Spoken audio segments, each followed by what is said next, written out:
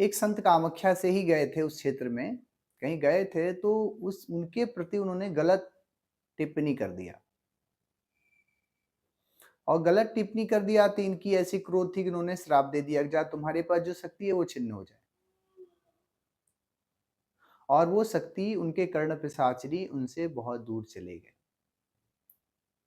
अब वो व्यक्ति इतना परेशान हो गया, अपना साम्राज्य तो अच्छा खासा उन्होंने बनाया, परंतु वो इतना परेशान हो गया, वो उसके कान में कर्ण पिशाचिनी बोलती तो थी, छोटी ऐसे करके बुदबुदा तो देती थी, परंतु वो किसी लायक नहीं रह पाया वो।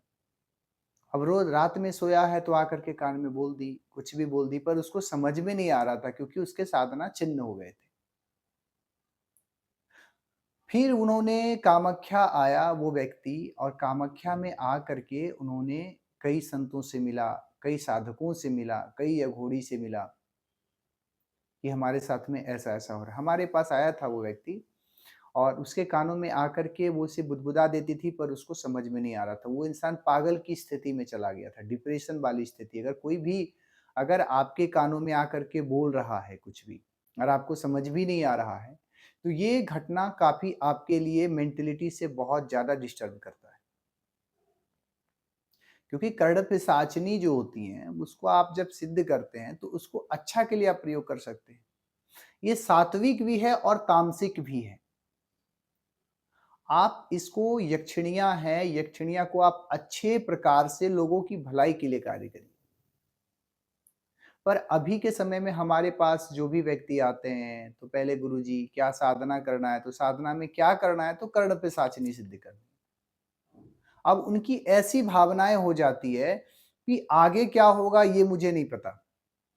कर्णपिशाचिनी के बारे में जब मैं आगे बात कर रहा हूँ, तो भाई भविष्य में मरने के बाद क्या होगा ये मुझे नहीं पता, मुझे तो सिद्धि करनी है। अब आप बताओ कि जब कर्णपिशाचिनी को सिद्ध करते हैं, कर्णपिशाचिनी जो आती है, एक तो कर्णपिशाचिनी मैंने जो देखा कि कर्णपिशाचिनी कभी माँ के रूप में नहीं आती है, पर आप कई संतों के पास में जाएँगे और कई प्रकार के लोगों के पास में जाएँगे, कई प्रकार की बातें कर्णपिशाचिनी के बारे में भी समाज में चल रहे हैं। परंतु कर्णपिशाचिनी जितना मेरा अनुभव है कि वो माँ के रूप में नहीं आती है।